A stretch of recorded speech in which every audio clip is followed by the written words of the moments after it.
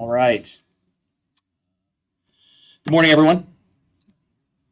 Choosing a person to lead our police department is one of the most consequential decisions I've had to make as our mayor. I'm acutely aware of the long-term impact this choice will have, not just on the officers who wear the badge, but on every neighborhood and with every resident in Pensacola. Before I introduce our next leader of the Pensacola Police Department, I want to thank the interview panel for their tireless effort. I want to extend my deep gratitude to the members of our public, our business, our faith, and law enforcement communities who shared their feedback throughout this process. I especially want to thank Chief Kristen Brown. We owe her a debt of gratitude for her dedicated service and her steady hand during this transition. Chief Brown holds a special place in our city's history as the first woman to ever lead the Pensacola Police Department. Her trailblazing leadership set a high standard, and we're incredibly grateful for her commitment. Chief Brown, thank you. We were fortunate to have excellent candidates from both inside and outside the department. I want to recognize Eric Goss. Eric is an outstanding individual with deep ties to this community. I want to state clearly how much I respect his years of dedicated service to this city and the integrity he has shown throughout his career. I'm very grateful that he remains a vital leader within our ranks, and I'm personally excited for Eric's future and the continued impact he will have in this department. In this search, I was focused on a specific need: proven administrative leadership and a track record of departmental excellence. With that in mind, I'm proud to announce that I've chosen Eric Winstrom to lead the Pensacola Police Department. Pending council approval, he will begin his service on March 2nd. Eric's career is defined by his ability to lead through normal days and not so normal ones. Over 21 years in the Chicago Police Department, Eric rose to the rank of commander in one of the world's most demanding environments. He guided tactical and investigative teams through some of the department's most challenging periods, focusing on modernization and professional standards. And as chief in Grand Rapids, Michigan's second largest city, he came in as an external candidate to lead nearly 400 employees. He earned a reputation for entering the department as an external hire and immediately focusing on high-level recruitment, training, and accountability, all while effectively reducing crime. What makes Eric the right fit for this moment is his specific experience coming into a new community as chief and building a successful culture. He has a proven body of work navigating tragedy and complex legal challenges, but just as importantly, he knows how to build a team by listening to the officers on the ground. I know Chief Winstrom and I share two important expectations. First and foremost is to meet our wonderful PPD officers where they are. He understands the obligation to earn the trust of this department and this community, and he's committed to doing so. Secondly, and just as important, we share the mission to provide clarity and foster a healthy, communicative culture for the men and women of PPD. Chief Winstrom is currently in the process of moving his wife and two children here to Pensacola. I know the city will welcome them with open arms. So Chief, on behalf of the city of Pensacola, welcome to the team. We're excited to bring your experience and your vision for positive change to our community. We look forward to working alongside you. Thank you.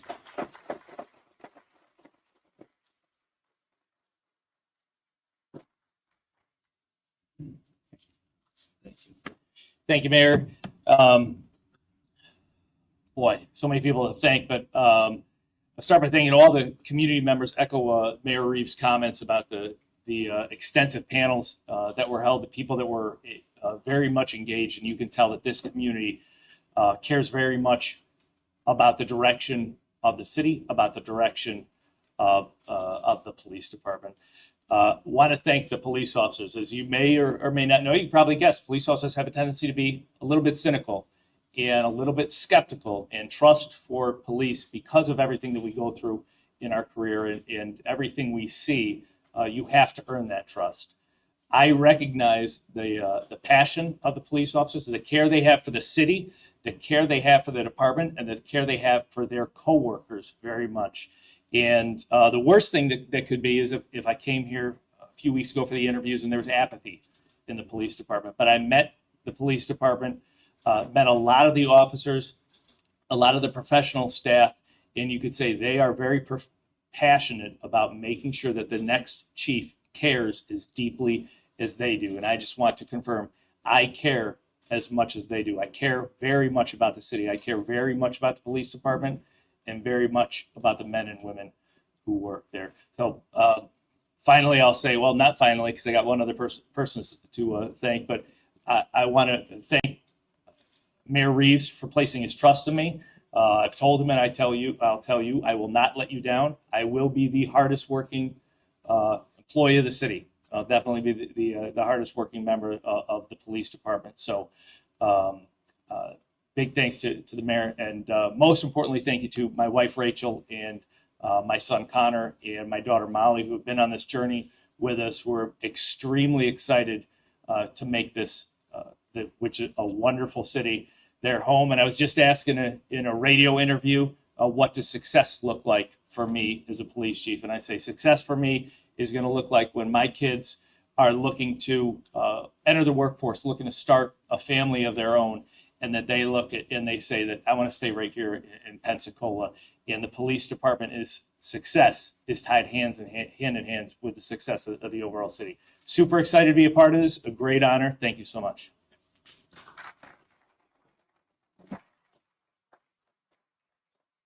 All right.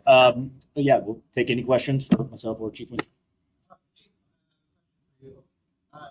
It seems based on what the mayor said that you spent a majority of your life in Chicago, Michigan area. So I guess why come south?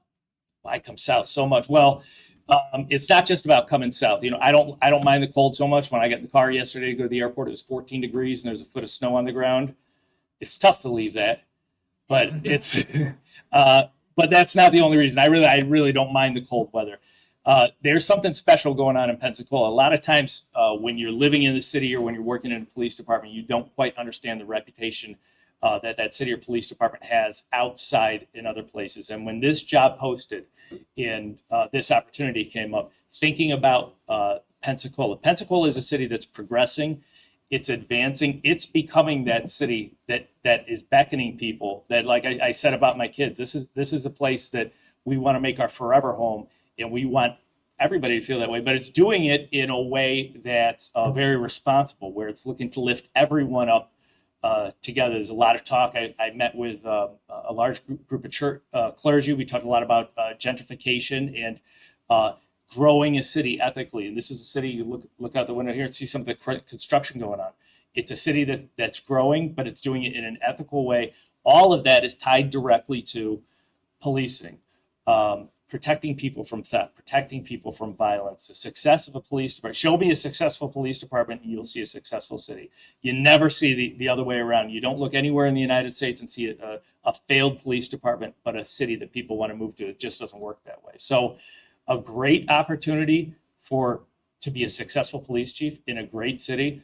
This is just, it's not all about the weather. That's just icing on the cake. And just a follow-up question for you. I'm guessing you've had your chance to kind of go through the department and kind of meet up. What changes do you plan to bring here that you might have, like, what do you plan to bring from Michigan to Pensacola? Well, what I'm bringing is just my experience dealing with all the challenges. I'm bringing my wife and my two kids with me. But as far as changes, I'm going to tell you, any changes will be done responsibly. It'll be done for the good of the city, for the good of the department. I have met a lot of the people in the police department. I have not met every single person. I look forward to doing that. I also look forward to meeting everyone in the community and really hearing what sort of police department the city wants, because the city's entitled to be policed in a way that a city wants to be policed. So what I'm going to bring in the immediate time is my thirst for knowledge and to thoroughly understand all aspects of the police department and see what we can do better. I'm Jim Little with the Pensacola News Journal. Hi, Jim. The previous chief left after basically surveys kind of found like a loss of confidence in his leadership. Entering as an external candidate, what kind of things are you going to do to get the confidence of the rank and file? First thing, we're going to do away with these surveys that I've heard about altogether.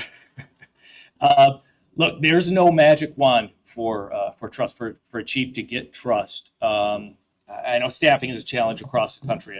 We turned it around in the city where I currently am police chief, and how we did that was just the very basic understanding that our police officers are our best recruiters. You can have a great recruiting strategy. You can have all the technology to reach people in social media world, but if your officers don't love their job, don't love this city, don't want to come to work, you're never going to fill those vacant spots. So, and that goes hand in hand with morale. So really, success of the police department is tied to those surveys. So that's just a fact. You're not going to have a successful police department if you don't have a happy workforce. So that's something that will be a primary focus, because I know it's what I'm going to need to succeed. Chief, Tanner Stewart with WEAR. Hi, Tanner. Talk about the obligation to earn that trust. When you were in Grand Rapids, are there specific issues there that you feel like are parallel to your role here, whether that be gun crimes or drugs, homelessness, or whatever? Are there specific issues that you look forward to tackling here that you feel the city could address? All of those, and since I'm new, I haven't been able to really get that. I had some initial conversations with the leadership team this morning about those specific crime challenges. We talked about gun violence. We talked about fraud. We talked about our unhoused community. That was a big, I'll just touch on that. As far as my experience in Grand Rapids, we had a very large unhoused community in Grand Rapids who the city was turning to the police department for solutions. And we as police will be the first to acknowledge, even though we always answer the call at 3 a.m. in the morning, if you need something, 911 is always going to answer. So unfortunately, throughout really the country, whether it comes to dealings with our unhoused community, mental health crisis, et cetera, oftentimes police have been the default button. And that's not fair to the police, but recognizing that, and how we found success in the city of Grand Rapids was having a police department that would advocate and say, look, we will decouple housing status with criminal behavior. Of course, we're going to impact this criminal behavior as best that we can, but we recognize that there's got to be more people to bring into the challenge of our unhoused community to make sure. And it's not even looking at criminal activity being created in the unhoused community. There's a statistically so much higher level of domestic violence with individuals who are unhoused, human trafficking with individuals who they're not able to lock a door that causes all sorts of issues. So it all impacts the police, but the police aren't always the solution. So sometimes just being the chief that's going to stand up and say, look, I'm going to recognize that we are not always the right answer to every problem, but I'm willing to stand shoulder and shoulder with the people who are working diligently to make the city a better place and support them in every way I can. Chief, John Sigley. Hi, John.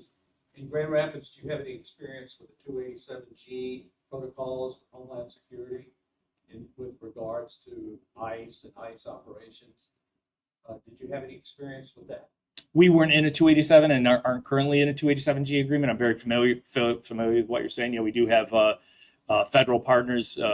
Grand Rapids, like the mayor said, is the second biggest city in Michigan, and it's on the opposite side of the state from Detroit. So it's the center of West Michigan culture and certainly government. So the U.S. Attorney is just a couple blocks away. We have an ICE office, ATF, FBI, IRS. We work very closely with our federal partners and appreciate the work that they do. Since I anticipate a potential ICE follow-up question here, I'll just say I think I said I have already said it. A city's entitled to be policed in a way that a city wants to be policed. My current city has no interest in immigration enforcement. As I said, if you walk into the Grand Rapids Police Department lobby today and say, I have evidence that Eric Winstrom cheated on his taxes, we will refer you to the IRS, because that's not what we do. And the city of Grand Rapids has decided that we're not going to do immigration enforcement.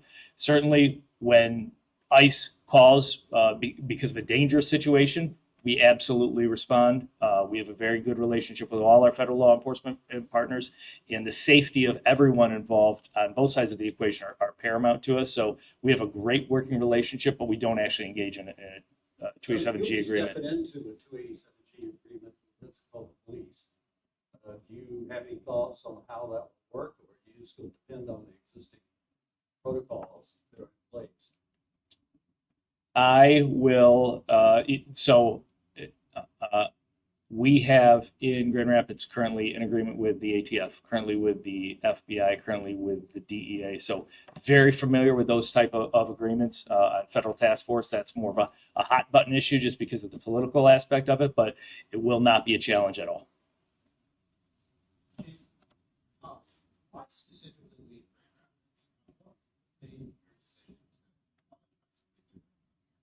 Well, I'll put it this way. I'm not running away from Grand Rapids. I am running to Pensacola. That's it. Yeah, Grand Rapids is a great city. I'm going back to work on Friday there. I'll tell them to their face that they're a great city. They really are. It's a wonderful place. There comes a time in a police chief's career too, when I was an outsider there.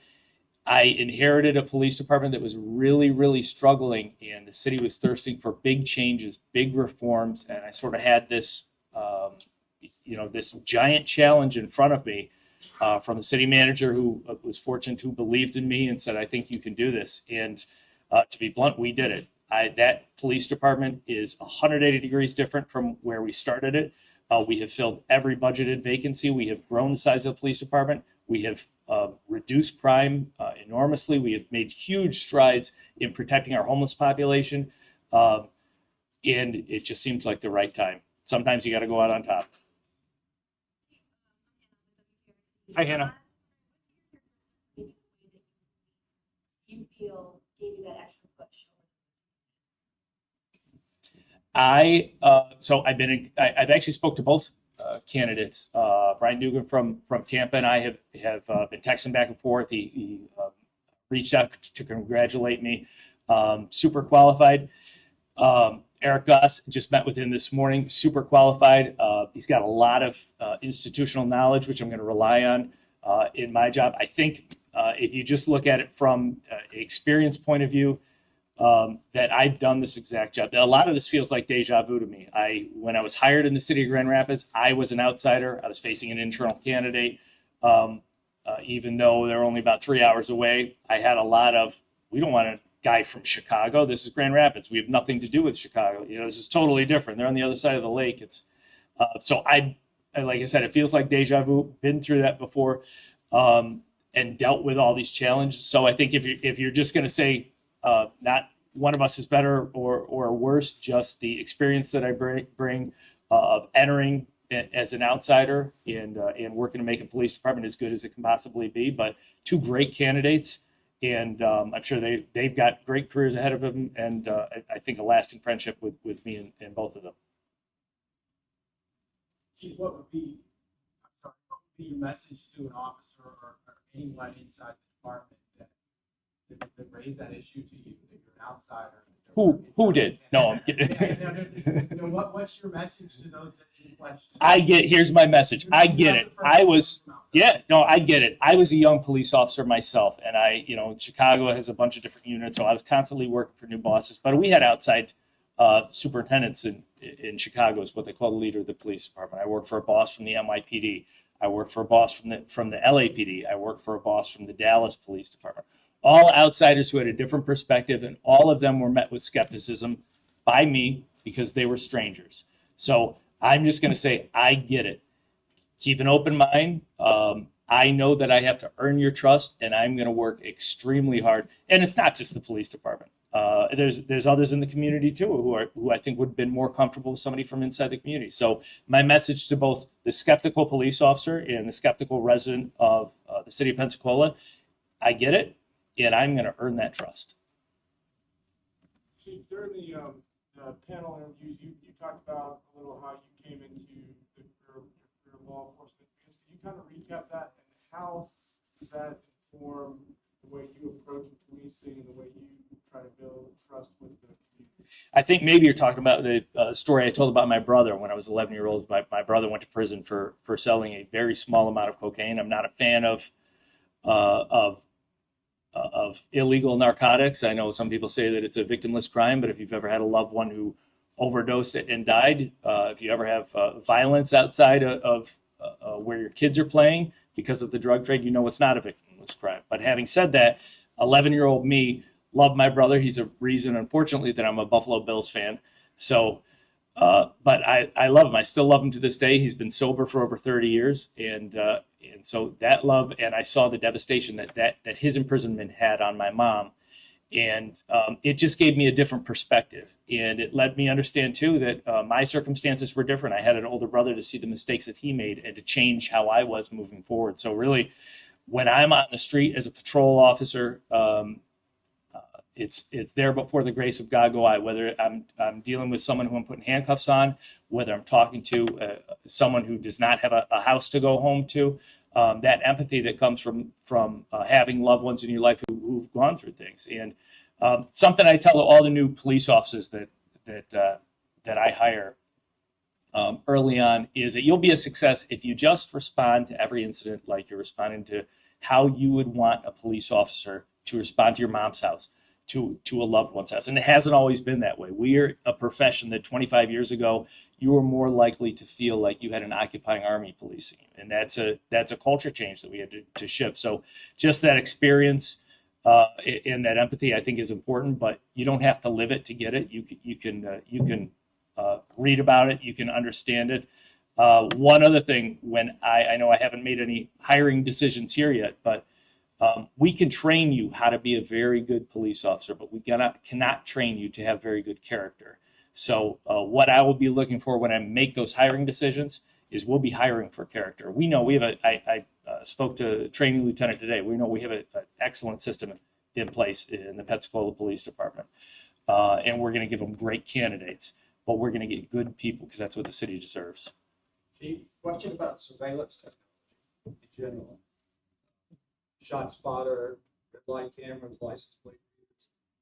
How do you, as chief, or maybe in your past experience, but going forward, how do you balance civil liberties with surveillance technology? You got to balance them. I mean, you gave the answer right there. It is a balance. I mean, everybody that in this room probably has a cell phone in their pocket, and you are being surveilled. And it's a decision that people made that I'm okay to have this device which can track all of my location, listen to my conversations, et cetera. It's a different world today than it was 25 years ago when I started being a police officer. So you mentioned, did you mention flock cameras? Flock cameras are something that's very interesting. Flock cameras are extremely helpful in investigating crimes, but there's also ways that you can take away some private information from the system to protect the public, so that it doesn't take a picture of the driver, for example, that it doesn't retain the information for too long. But I know myself, when we're investigating a homicide and we have a description of the stolen car which traveled a certain direction, you're never going to pin that car onto the vehicle's owner because that's not the shooter. But now you know the direction it fled, and maybe you saw where it was dumped. And maybe, to tell you from flock cameras, a homicide investigation I had in Chicago, we tracked a stolen vehicle. It had shot a young man, and about an hour before it was involved in that murder, the individual had pulled up.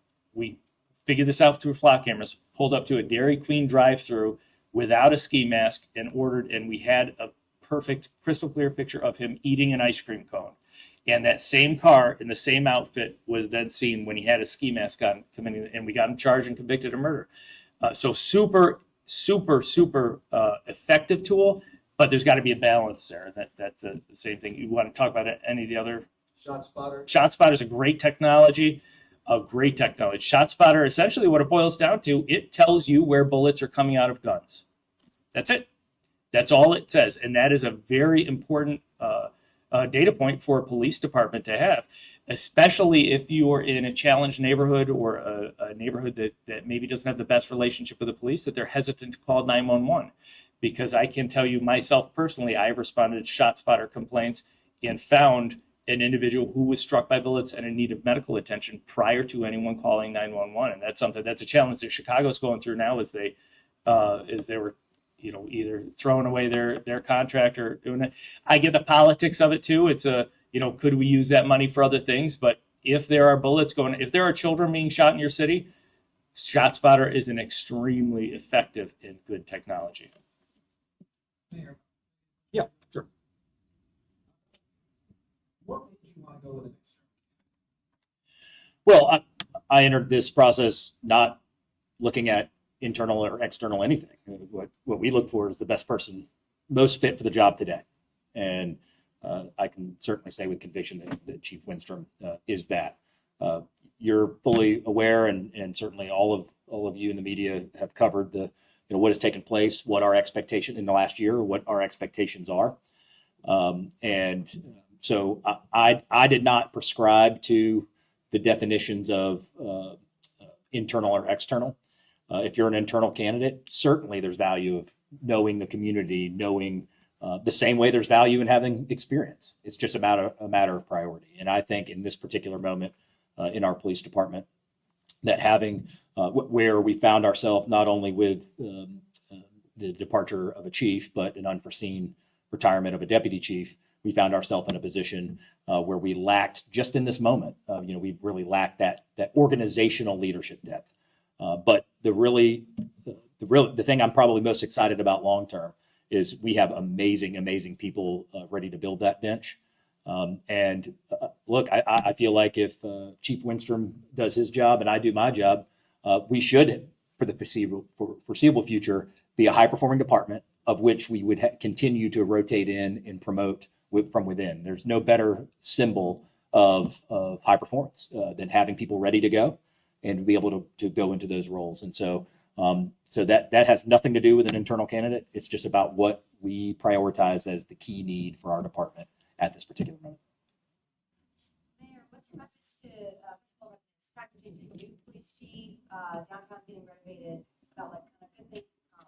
What are you excited about? Well, my message to them is that this is arguably the most important decision we're going to make, because all of those great things that I'll get up to any podium and brag about with the city of Pensacola, every single one of those doesn't matter if we don't have a safe community.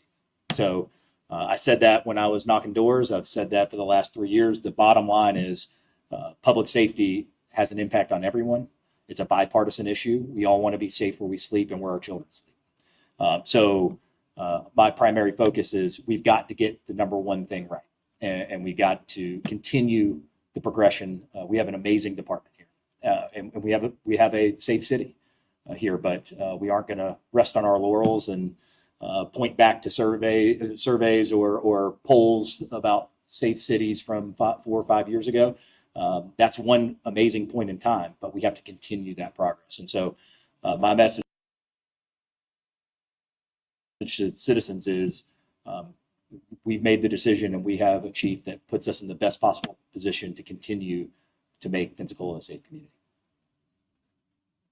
Mayor, can you talk about the memo circulating online sent, I guess, to fellow officers in the department? And do you have concerns that, I hate to use the word backlash, but we've been talking about internal versus external candidates. Do you have concerns that that's going to be an issue? No, I mean,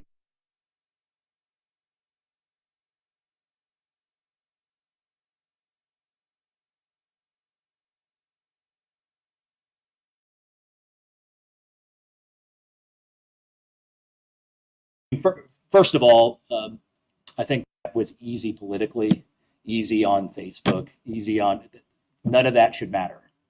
The expectation from every resident of the person that is in the job that I'm in is that we make decisions that are what are right for this city, not what is easy for the city or easy for the mayor or easy for someone on staff. So that's why we didn't look at it that way. I don't expect us to have an issue because I know the professionalism that's in that building. This is not a broken product here at the police department, far from it. But we have an opportunity to be the best possible department we can be with Chief Winstrom here. So I'm so proud of this team, and I see every overnight email when something happens. I get to go to every one of these employee recognitions and hear these stories that I may not get to hear, and I'm always so proud. And I tell the officers every time that I'm there that probably the most proud I am is that I get to lead them, and because of the job that they do, the reputation that they have within this community. So I know we've got pros here. I know that Chief Winstrom understands the task in front of him, and I think that statement is important, earning trust. I have to earn trust in every department here. I have to earn trust with 55,000 citizens, and Chief Winstrom will have the same assignment. And his awareness of that, his previous experience with that, I think is certainly valuable into your question. But we got a lot of amazing professionals in the police department. I don't expect that to be an issue. Off topic, can you talk about the Doge fund? Yeah. Well, it hasn't changed our. Yeah. Yeah, I'll take this one, and I'll take as many questions as you want on the side. Yes, I've read through the Pensacola section of it. We were not given any, we got it at the same time the public got it, like the last time. But we're not spending a whole lot of time. We spent 655 hours of staff time on it, August 18th and 19th. I think that's plenty. And the reality is certainly appreciate and respect whatever opinion is conveyed. We obviously contest several of the issues in there. I did see the bridge, the welcome sign was removed from the, I do appreciate that, since that wasn't something that the city paid for. But the bottom line is we got too many important things. We're bringing a police chief in here. I certainly stand by us being stewards of taxpayer dollars and operating those taxpayer dollars the way you would expect if you were operating a business, that being as efficient as possible and being as smart and getting as big a return on investment as possible. And we've got many ways to share that. So I'm not here going to go politically point for point on different issues throughout the report. They have the right to conduct that report. We gave them everything that they've asked for. I didn't see anything particularly new or different or anything that is any sense of alarm for us. We're going to continue to run the city in the best way that we can and go from there. Mayor, what do you think about CFO's calculations basing waste on percentage of population growth versus percentage of budget? I mentioned that in the letter that was sent in response to the initial report. And I think there's two key issues that you have to look at there. Number one is basing the amount of property tax increase on population leaves out a couple important things. Number one is if you look at the largest property tax revenue generator, it's commercial property. That has nothing to do with residents. If Amazon came and built a $1 billion building here, it would be the single largest property tax purveyor into the city budget. However, no one lives there. So every employee could live somewhere else outside of the city. I would, to maybe further the example, I would be interested to see what Walton County's numbers look like in terms of property tax, average home sale price in 30A being $4.3 million. I would imagine that would be wildly disjointed, not picking on Walton County or Key West, for example, but I think there's many communities within the state of Florida that if you were to simply look at population and say, well, then why is it congruent with the growth in property tax? Well, we need more police. We're a tourist city that has small city limit lines with a busy downtown is going to have a different set of demands than maybe a city with the same population located somewhere else in Florida. So I think the idea of when you look at, and I don't remember the number offhand, it's in the letter, 1,200 new commercial structures in this same 5-year span certainly feeds the property tax revenue. And secondly, the unique challenges of being a small 21 square mile landmass city that has 55,000 people, but has certainly much more than that and acts much larger than that in many ways with an airport, a port, and other things, that's going to have a factor as well.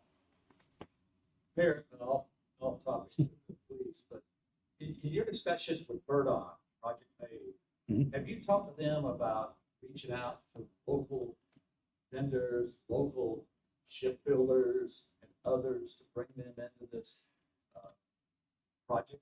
I know they've been having a variety of conversations from where office space is going to be, those types of conversations. I'm not sure. Certainly, I would defer to what their correct timeline of when to engage in those conversations are compared to construction and things like that. But they have 2,000 jobs to fill, which is an amazing opportunity for this city. No doubt about it. An absolutely transformational opportunity for this city. So I have no hesitancy that Verdon is going to want to have as many conversations. They got a lot of jobs to fill and a lot of work to get completed here at the port. So I know they've already engaged relationships with other tenants of the port, for example, and how they can work well together, including American Magic, Offshore Inland, and others. And so I fully expect that to continue. But they certainly would know better when the cadence of those conversations should begin in comparison to when they would produce. Here. Patty Shipbuilding is a shipbuilder, has had government contracts. Have you mentioned them when you talked to Verdon? I know they are aware of them. I don't know that I specifically specifically mention that to them, but no, and they've been a staple here for a long time. Why wouldn't we? That's only in the best interest of the city, the best interest of employees. If there's a common sense collaboration that can happen between an existing shipbuilder and Burdon, but I would hate to delve into apples to apples or apples to oranges in terms of what each does and what their skill sets or what they're looking for. But if it's a matter, if that's a fit, and I'm happy to play matchmaker to any organization that's coming in to fill 2,000 jobs in the city. There. So with here, it seems every year, organizers always say how great. Yeah. You mentioned a couple months ago that they possibly. Mhm. Has there been any movement? Yeah, we had our outside analysts look at it, and it wasn't. Our position with the Grand Hotel has been I am willing to advocate to CRA or otherwise some support of the preservation of the historic train station underneath the hotel, and to just really get it back online. Brent, I get that question all the time. Why don't you just, we aren't, this is the United States. We can't just take someone's property because they've left it empty. They continue to condition the building. We continue to stay in relatively regular conversation with the owner. I know that they're motivated to get it moving. We are certainly willing to play a part in that. I don't know that we're at this moment ready to play the principal financial part in that. And that was really the difference from what was proposed a few months ago. But our desire to do so remains. We are absolutely open minds and open ears on anything that's going to happen. I suspect, this is starting to speculate to the future, I suspect this will be a big part of the conversation around the Bay Center here coming up this spring. And listen, there's certainly, I'd love to have somebody in the building, but if it turns out the timing could actually be better to have maybe a larger conversation about the Bay Center itself and the building across the street, as I've discussed this with the city and the county and other partners. When I was in Washington, D.C., actually, I was on a public-private partnership panel, actually, with that Andre Dickens, the mayor of Atlanta, was leading, and I shared my experience of bringing in the public-private partnership workshop that was here to educate our city staff and county staff and others on how to make these possible. There's a lot of general fear that comes with, anxiety that comes with public-private partnership. There's lots of misnomers about that. But the truth is, if you want a large transformational change to happen at the Bay Center, if we merely look at it as here's how many dollars are available from bed tax, then we're short-sighted. So that's me speculating. I don't know what will happen with the Grand Hotel, but I certainly would expect that could be part of a bigger conversation of what happens around the Bay Center as those talks heat up here this spring. Mayor, speaking of your trip to DC, I guess, did you have any meeting with HUD officials and talk about the Hurricane Sally? No, we had a meeting scheduled for Friday, and we're rescheduling a Zoom. It was on their end. They had to reschedule. But we are meeting with them. The update I can give you now is we've emptied the Rolodex. We've asked for every favor there is. We've worked diligently in this building, myself personally, David Stafford, and all of our staff, to scratch and claw and fight for some viable solution.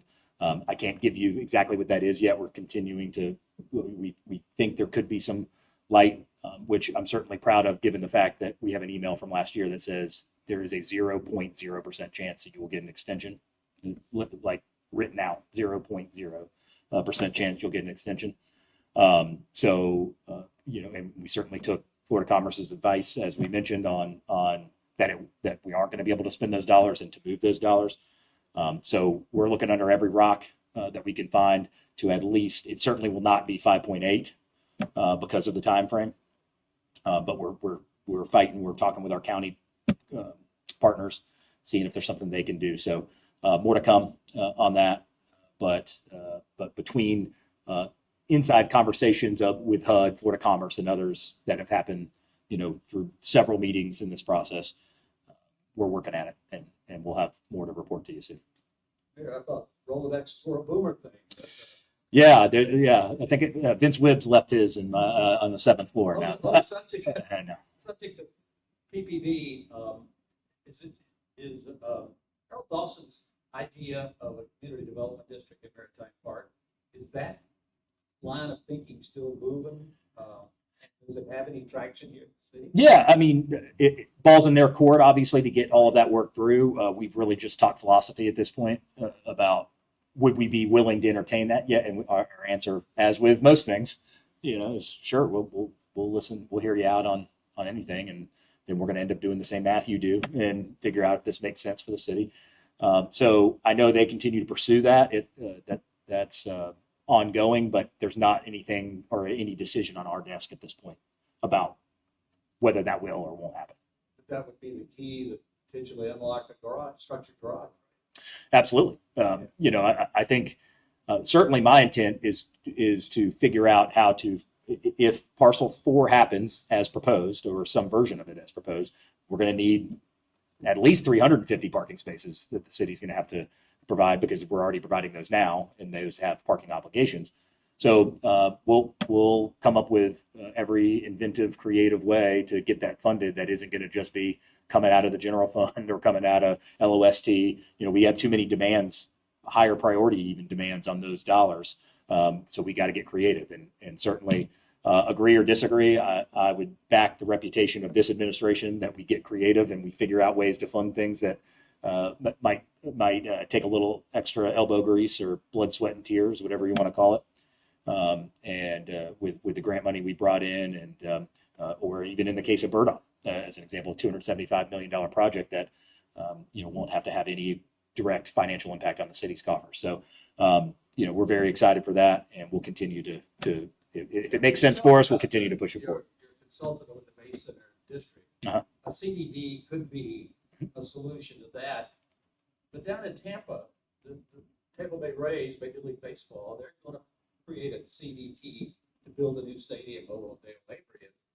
And there's a little bit of a flap that's jumped in there because the CRA down there in Hillsborough is saying that a CDT would compete with it. Mm-hmm. That they do the same functions, and it's like who controls a tax tip and a CDD. Would that be an issue at the Bay Center in your mind? Not at this point. Yes, I've heard that the conversation, or we've very loosely talked about whether a CDD would make sense at the Bay Center, but too early to say. I know your familiarity with Tampa with your Tampa hat on right now. No, but probably too early to say, oh, we definitely want to do this or don't want to do this. I think it needs to be part of the conversation at the Bay Center. But I think we have bigger ones to have at this point regarding how we leverage the dollars that are available to us as a county, as a city, to fund these repairs, maintenance, or potential new structures. I think we need to land on an aligned game plan first, and then we can start talking about the mechanisms of which You're to still fund expecting your consultant report soon. this month. Yeah. My hope, what we've indicated to the county, is to have a meeting at some point in March, a joint meeting potentially, not dates or all that. And that would certainly run through our city council as well. But the hope is that the report is here before the end of the month, and that we would be able to get that over to county, to council members, digest that for a little bit, and then get back in the room together. Mayor, is there any update on the compensation situation with Council on Aging? Any movement there? Yeah, I mean, listen, number one, most importantly, is everybody's getting fed. And we continue to initiate that. We've been in direct conversations in my office with leadership at Council on Aging. This is one of those ones that's simple to figure out and can be mildly frustrating. Simple to figure out because we're going to feed people, period. We're not going to let opinions and personal attitudes and hurt feelings not feed seniors in our community. So I certainly know that Council on Aging and the city of Pensacola are aligned in that mission. And that should be priority 1 through 8 before we get down to way down the list to how do we deal with attitudes and people in personality conflicts. So our team is working actively with them. We all want the same thing. And again, the number one goal that I want everybody to understand in the community is there is no, this all started when someone said, well, someone's not getting fed. That is not the case. Yeah. So that's the only reason this has come up. Now if our biggest problem is trying to work through a personality conflict and make sure we're respectful to everybody, both our longtime city contract employee and certainly their folks that they're going to want to protect and defend and hear their side of the story. I get it. So I don't foresee this to be an issue long-term moving forward. I think we'll get to an amicable place that makes sense for everybody, or at least some amicable procedure and move forward. I'm sorry, I got one last question Yep. for the chief. He's getting bored up here. So. Yeah, I know. Right. I gotta ask, coming from Grand Rapids, do you have experience covering any kind of severe weather? How would you manage this department in a hurricane? We get very few hurricanes in the state of Michigan. What we do get is our blizzards and tornadoes. And okay, well, we're good. So 2 of the 3 you can check off. Yes, navigated that, and of course I see the fire chief in the room. We lean heavily on the fire service for a lot of those emergency responses, but police department's going to be an integral role in all of that. So I don't know if I answered your question or not. Yeah, I know it's a hurricane. We just hope they never come. So All right. we'll see what happens. Okay, thank you. And then one last question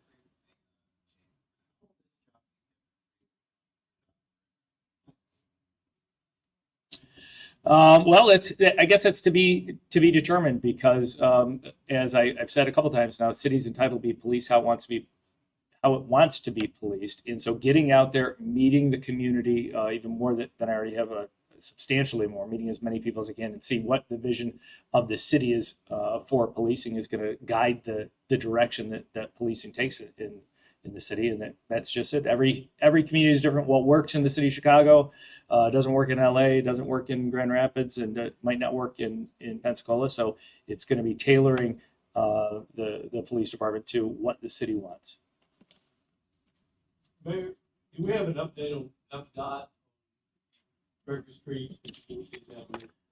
Not that I have received. I don't want to say that we haven't, that hasn't gone through staff or anything like that. It hasn't reached my desk yet, but we have quite a lengthy punch list of several items at DOT. So we're due a brief and an update with them across the board. Certainly that is really number one on our list. But there's Sun Trail, there's MLK, the price to reconstruct MLK. Some lighting issues on Bayfront that we got to get sorted out for Sun Trail. So we've got several things to cover with them. So I don't have an update on that today, but certainly can follow up with you. I'd have to check if it's already on the schedule. I've been talking several times with FDOT on a scenic highway outfall issue. That's kind of taken up the oxygen of these conversations because it's pressing time wise.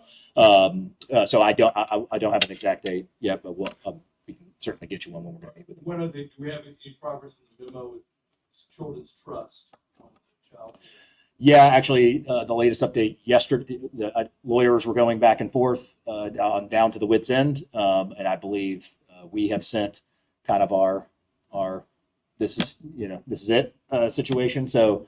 Trying to consider their red lines and what their expectations are, and those matching our expectations. So we should be seeing closure on that particular issue very, very soon. Mayor, you had asked the public's input e-bikes. Uh-huh. Where to go with e-bikes? Can you give us a summary of what you heard up to now?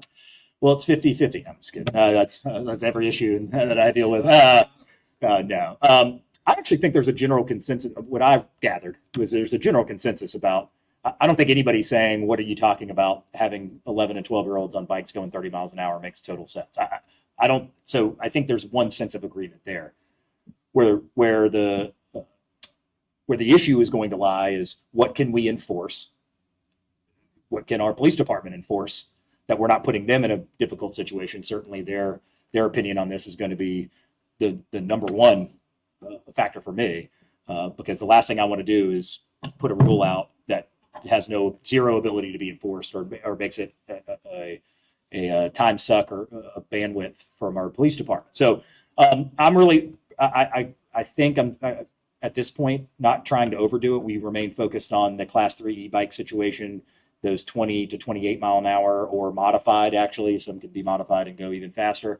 We wouldn't, what I've learned so far is you wouldn't be able to specifically prescribe. You have to have a learner's permit. That would get a little complicated, but you could make the age 15 years old. So that wouldn't guarantee that they have a learner's permit where they know some rules of the road, but at least from an age standpoint, having some identification that says you're that age. Do you have any data on injuries within the city?